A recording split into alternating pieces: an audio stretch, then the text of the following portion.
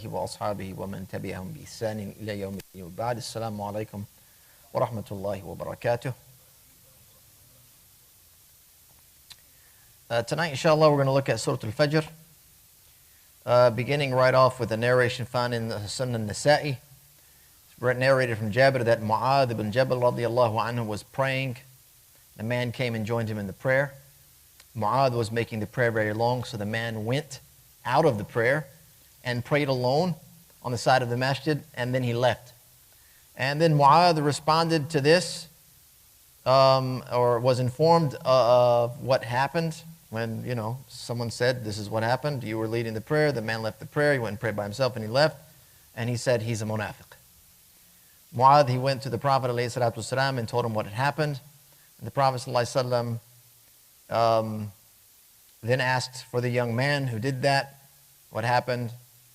He said, "O Messenger of Allah, I came to pray with him, but he made the prayer too long for me. So I left him and I prayed at the side of the masjid. Then I went to feed my she-camel." And then the Prophet ﷺ looked at Mu'adh. He says, "Fattanun ya Mu'adh, are you causing trouble?"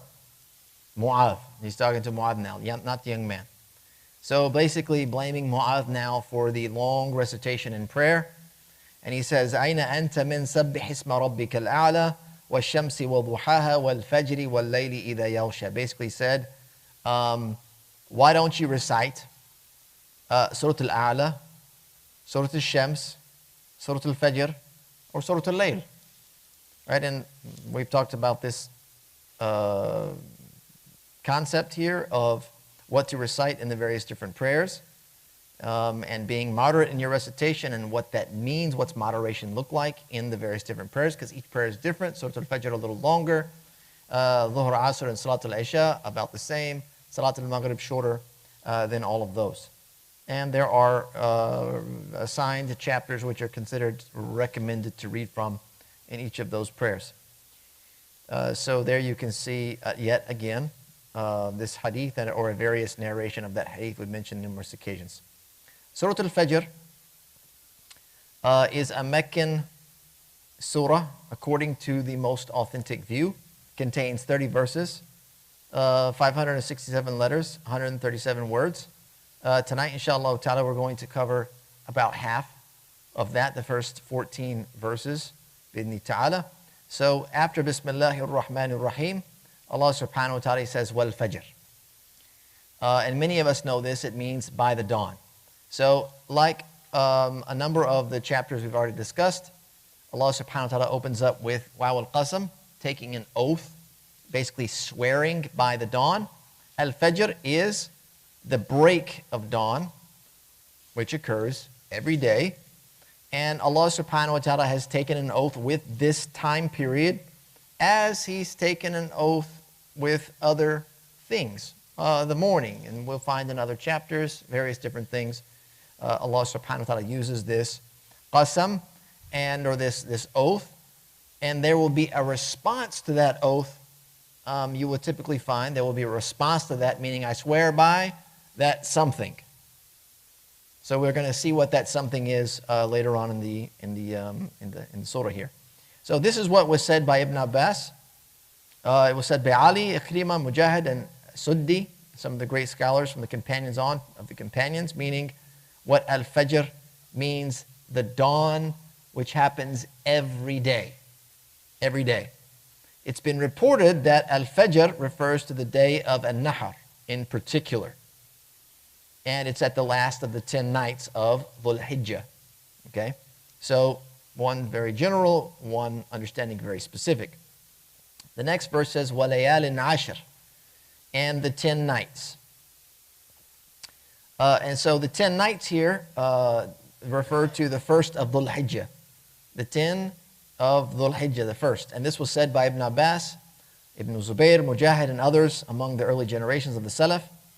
It was also related in Sahih al-Bukhari from Ibn Abbas that the Prophet ﷺ, he said, مَا مِنْ أَيَّامٍ الْعَمَلُ صَالِحُ أَحَبُّ إِلَى اللَّهِ فِيهِنَّ مِنْ هَذِهِ الْأَيَّامِ.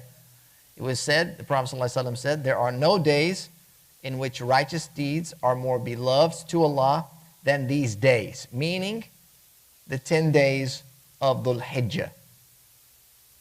And they said, Not even jihad fi sabilillah.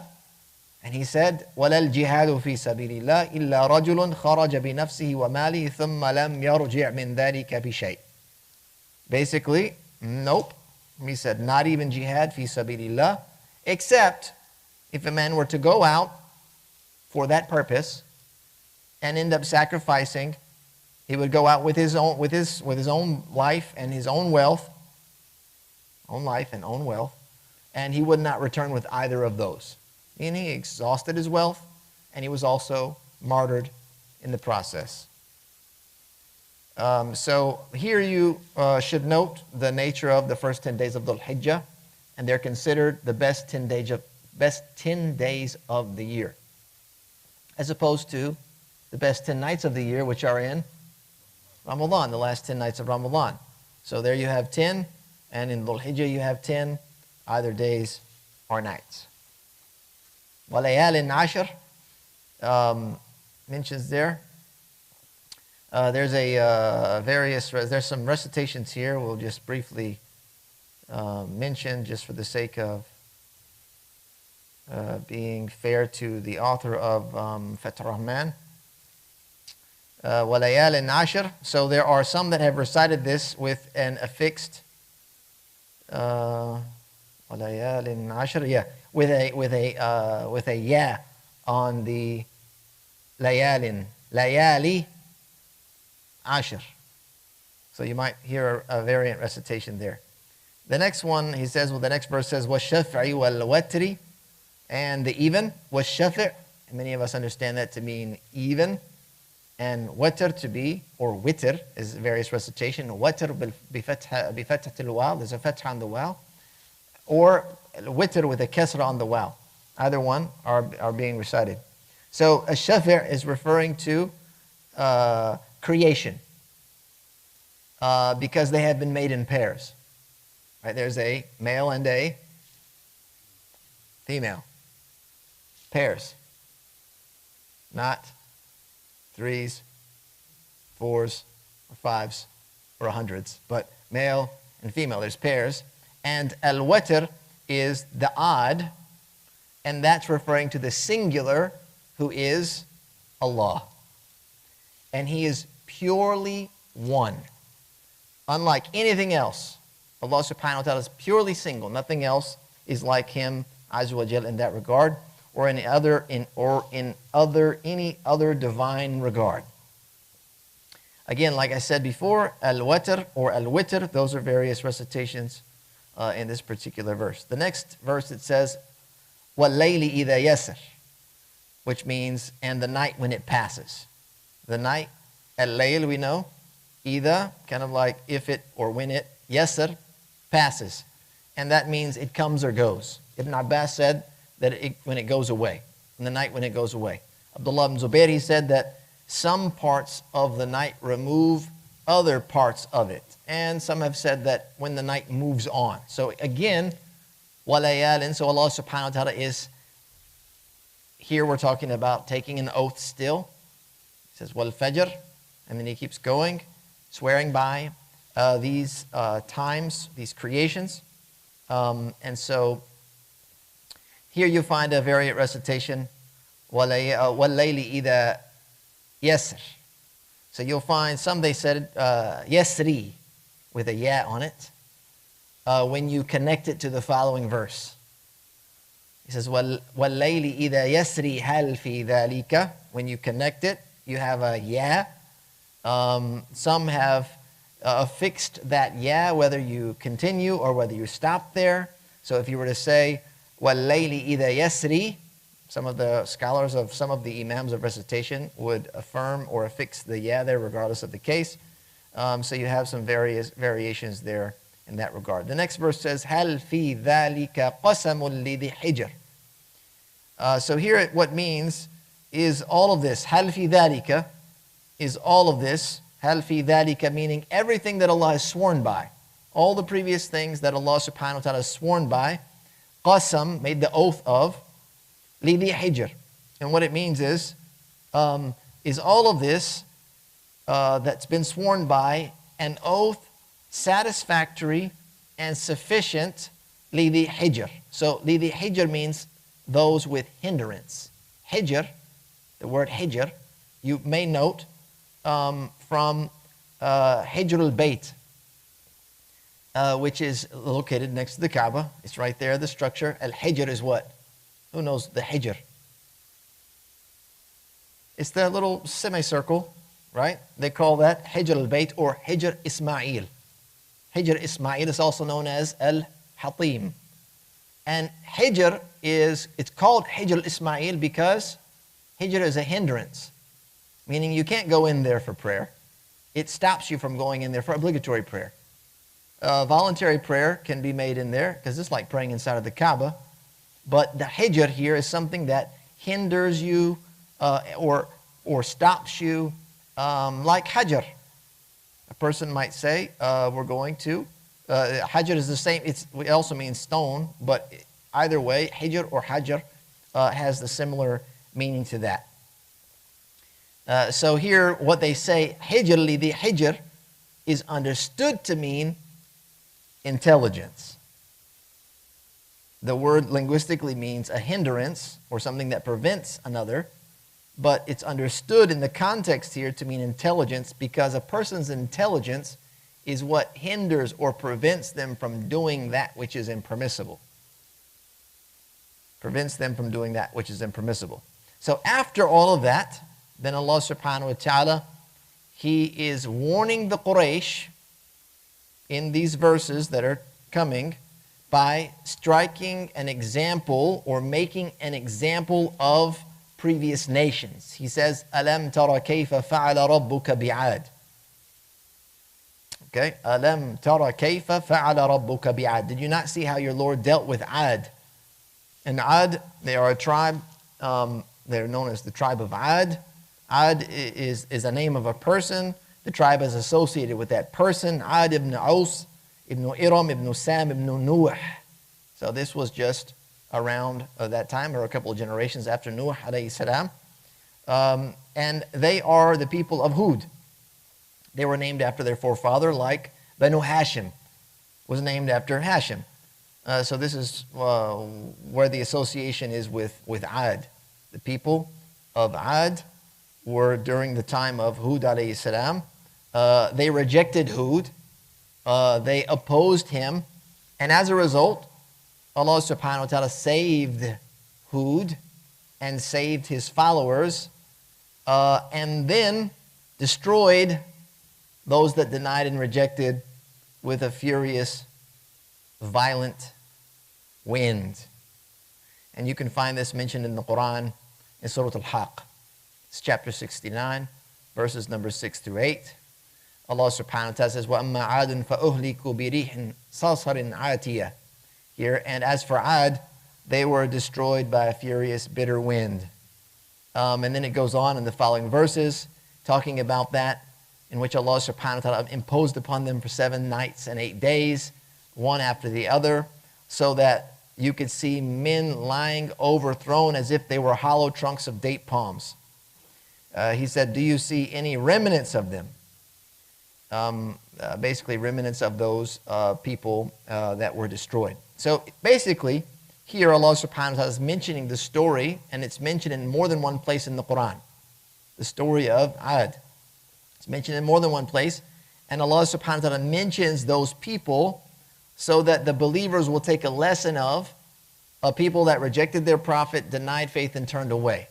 That what the outcome could be for them in this life is they could face a destruction. The next verse reads, إِرَمَ ذَاتِ الْعِمَادِ. Iram, we talked about before, is a name. So here, إِرَمَ ذَاتِ الْعِمَادِ seeks to clarify the people of Ad, meaning that they belong to Ad. These people of Iram, which are coming from the people of Ad, basically the grandson of Iram, if you will. There's a direct connection. We're not talking about two different people here, but we're talking about a people altogether. And it says, ذات العماد. So basically it means إرم ذات العماد. Iram with a great stature or a structure. And what it means is that they had tall structures. And they had these tall buildings and structures because their city was a city of authorities. Like the rulers or the ruling people inhabited that city, like the capital city.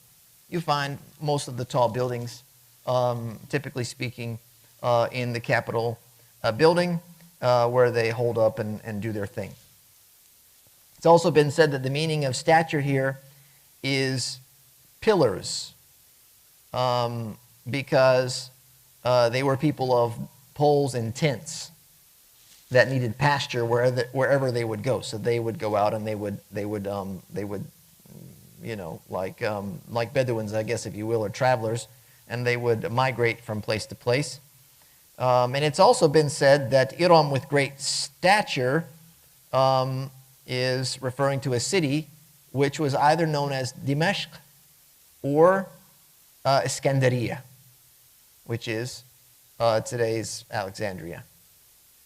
Some have said that Iram, they lived in houses that were trellised and raised with pillars, so they were up on stilts, if you will.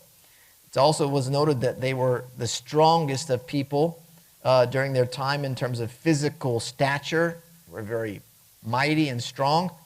They were very powerful. And so Hud reminded them of this blessing they were given, and he directed them to use the power that they were blessed with for the obedience of Allah.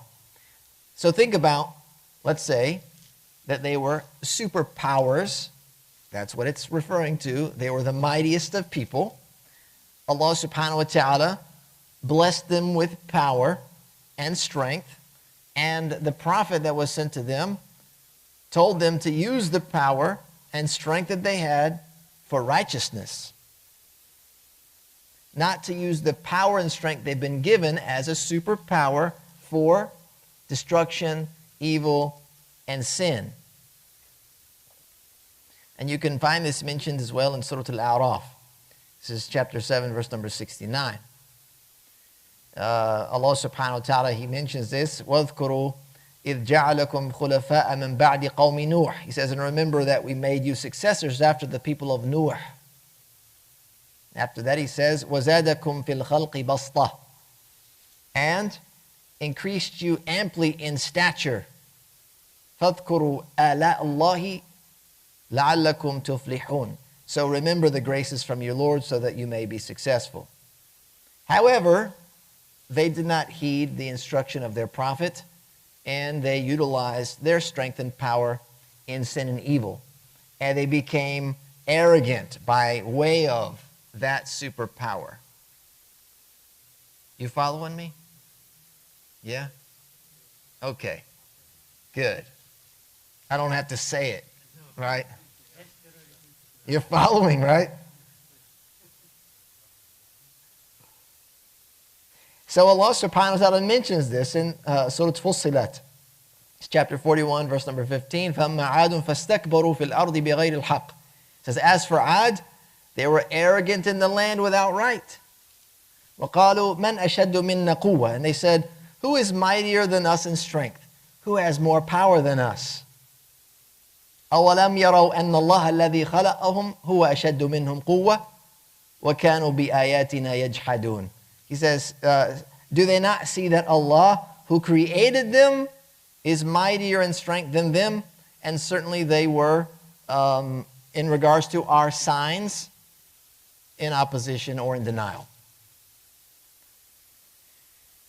Okay, so you can see kind of the idea or the trajectory of Qawm Mu'adh, and what they did, abusing their power, abusing their strength, not following their prophet, not following divine guidance, which led them to become arrogant and to cause trouble in the land, which we'll talk about shortly. The next verse reads, التي لم يخلق مثلها في البلاد. He says, which none like it.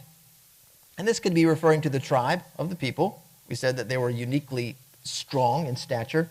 Or it could be referring to the city that was alluded to earlier, meaning none like it have been created in any other land.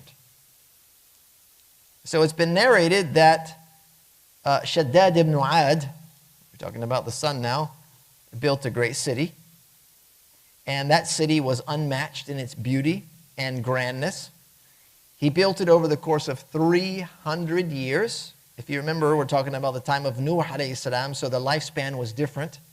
Nuh called his people for how many? 950. That's just the da'wah for 950 years. Okay? So now, Shaddad builds this city. It takes 300 years to build it. And then he lived in it for 900 years. He held sovereignty over the land after the death of his brother Shadid. Right? Shaddad and Shadid. Why not? Okay, that's what they were known as. And after he built it, he went there along with his comrades and his followers, and they wanted to enter into that city. Remember, an unmatched city, unparalleled in beauty and grandness. And as they got closer to the city, a cry rang out, and they were all destroyed before they could even enter. So that led to their destruction. The next verse, it reads, وَثَمُودَ الَّذِينَ جَابُوا الصَّخْرَ بِالْوَادِ. وَثَمُود, and this is in conjunction with Ad. Okay? Here Allah is mentioning this in conjunction or in apposition, in parallel with Ad. الَّذِينَ جَابُوا الصَّخْرَ بِالْوَادِ, who pierced, this jab. Jabe is like the pocket, basically, here. There's a piercing, I guess, if you will, or an opening of sorts. So jabu means to pierce, and we're talking about cutting into something. He says as-sakhr, which is the rocks. They carved into the stones and the rocks, bilwad, and they did that making their homes. That's where they lived. They basically dug into the mountains, into the rocks, and they made their homes. And they did this bilwad, and that's, of course, a location. You find this specifically mentioned in Surah, chapter number 26, verse number 149. Allah subhanahu wa ta'ala says, وَتَنْحِطُونَ مِنَ الْجِبَالِ بُيُوتًا فَارِهِينَ. He says, to carve homes in the mountains, farihin, which is with great skill. So they were basically able to, this is like masonry, and they were basically able to carve out homes inside of the mountains, as mentioned specifically in the Quran. They did this, he says, bil wad. And the wad is it's a wadi. A wadi it's like a valley. And this place that they did it is known as Wadi al-Qura, which is the valley of the villages. And this is located close to, if you will, al-Medina. It's Medina of the Prophet ﷺ. Some refer to as al-Medina al-Sharifa, or al-Medina al-Nabawiyya, or al-Medina al-Munawwara, and it's located north of the city, towards Sham. Located north of the city, towards Sham. And you can still go there today. It is a religious tourist destination. It is a place of punishment, so it's not a place you're going to go and hang out. You're going to pass through there. However, if you were to look up Madain Salih on Google, if you're interested later, Madain Salih, then you will see, this is in Saudi Arabia, north of Medina, on the way to Sham, Syria, Jordan, etc. You'll see that there's an area where they have these, it's kind of a big rock, or I don't want to call it a mountain, at least what you'd see in pictures. Huge boulder, and there's a structure that's been carved into that boulder. That's the one.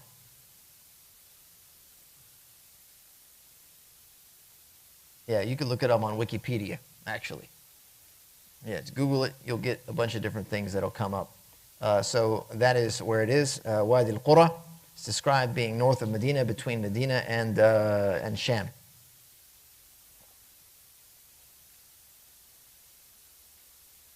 Again, there's a recitation here, وَثَمُودَ الَّذِينَ جَابُوا الصَّخْرَ بِالْوَادِ. So it could be that they have a ya affixed to it, to the end, bilwadi. It could be affixed to the end when connecting in some narrations, and some say that the ya is affixed when connecting and when halting. So if you're going to stop. So if you're going to say, وَثَمُودَ الَّذِينَ جَابُوا الصَّخْرَ بِالْوَادِ وَفِرْعَوْنَ, you would affix a ya, bilwadi. And if you were to stop, then you wouldn't. Some say it's affixed, both stopping and connecting. Others say that it's removed in both scenarios. That's what the majority of the recitation, or the popular recitation is, that there's no ya there, that we typically hear. وَثَمُودَ الَّذِينَ جَابُوا الصَّخْرَ بِالْوَادِ. And as kind of noted before, the ya comes off of this, and it's replaced with a kesra there. And there's some poetic type of value to that if you read the verses, almost like Arabic poetry, in that they kind of end the end of the stanzas of poetry. I'm not sure what the right word is for that in English, but the lines of poetry end kind of in the same rhyming fashion. And you can see the quality of that is here in this particular chapter in certain sections of it. So after that verse, Allah subhanahu wa ta'ala goes on and he says, وَفِرْعَوْنَ ذِي الْأَوْتَادِ. Now we've had Ad and we've had Thamud, and now in opposition or connected to Ad is Fir'aun. ذِي الْأَوْتَادِ. And Otad are posts, or you could say spikes. And the reason that Fir'aun is called ذِي الْأَوْتَادِ, meaning the one with these posts, is because he used to drive 4 stakes into the ground and tie whoever he was torturing to those stakes. Basically, like the arms and the legs would be tied out. And then punish them in various different ways. It's also been said that he's called Fir'aun ذِي الْأَوْتَادِ because he wouldn't drive them into the ground and tie the person, but he would drive those stakes into the person's hands and feet, pinning them to the ground with these iron stakes. Ibn Abbas said that Otad means the armies of Fir'aun that were his enforcers out, I guess, in the battlefields. The next verse reads, الَّذِينَ طَغَوْا فِي الْبِلَادِ. They all, الَّذِينَ is the plural of الَّذِي, so we're talking about them, and them refers to Ad and Thamud and Fir'aun. He says, طَغَوْا فِي الْبِلَادِ, which means tughyan is transgression. They committed transgression throughout the land. Okay? So now we have more than one transgressor Allah subhanahu wa ta'ala is drawing our attention to. We have a superpower. Okay? We have a tyrant. Right? We have disbelievers. We have a lot of elements happening, and Allah is drawing our attention to each of these groups of people because the next verse says, فَأَكْثَرُوا فِيهَا الْفَسَادِ. They spread much corruption, and their corruption was disbelief and killing. And the reason that he mentions them as Allah subhanahu wa ta'ala, again, he is addressing the Quraysh, warning them of these people, and basically saying, did you not see what happened to them? What happened to them? He says, فَصَبَّ عَلَيْهِمْ رَبُّكَ سَوْطَ عَذَابٍ. So your Lord poured on them a lash of punishment. So you have to listen here. فَصَبَّ عَلَيْهِمْ, poured upon them a lash, سَوْطَ عَذَابٍ. So basically what it means here is a type of punishment. And Allah uses the word sabba, which is to pour, because it is something that results in a speedy strike which descends. Like there's a nuzul that happens here. Right? If you pour a drink, it descends down. And he specified sawta adab, the strike of a lash, like a whip, being used for punishment, because the whip that we know of, it can be used to punish somebody, but the punishment that you administer with a whip is what is done multiple times, repetitively. Right? If you're going to punish someone with a whip, you hit them multiple times, as opposed to a sword. Typically, the sword, you strike somebody with a sword, you might need to strike a second time or a third time, but typically that's it. If it's not the first blow, it's going to be the second or the third blow, and then the punishment's over because the person's probably dead. But the whip, it's just happening over and over and over and over again. It's very repetitive in nature. And so that's why here, meaning the punishment goes on and on and on, and it's severe. So here, this is basically the outcome of their transgression, corruption, their killing, and their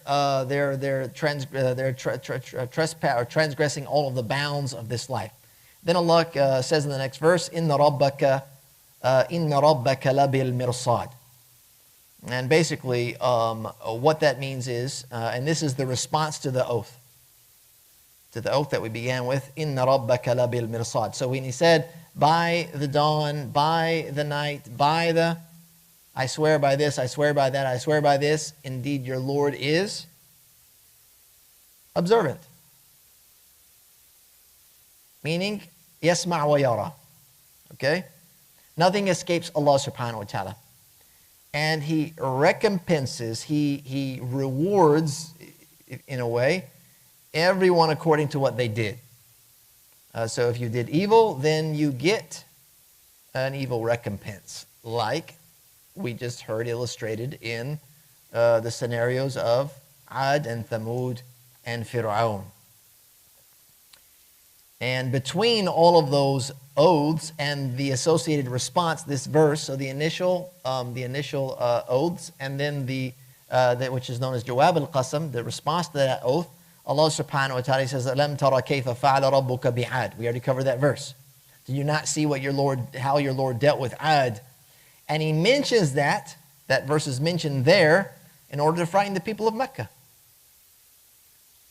by how He destroyed them while they had taller structures and were of greater strength and power than the people of Mecca, showing that the people that came before them were superior in structure, in stature, in power and might, and yet they were destroyed because of their disbelief and their transgression. So the idea is to shake and to shock Ahlul Mecca, the Quraysh that were rejecting the Prophet. They were now acting in a similar fashion to Ad and Thamud and Fir'awn in their transgression. And so the idea was to shake them in order to bring them back to the truth and have them follow the Prophet ﷺ.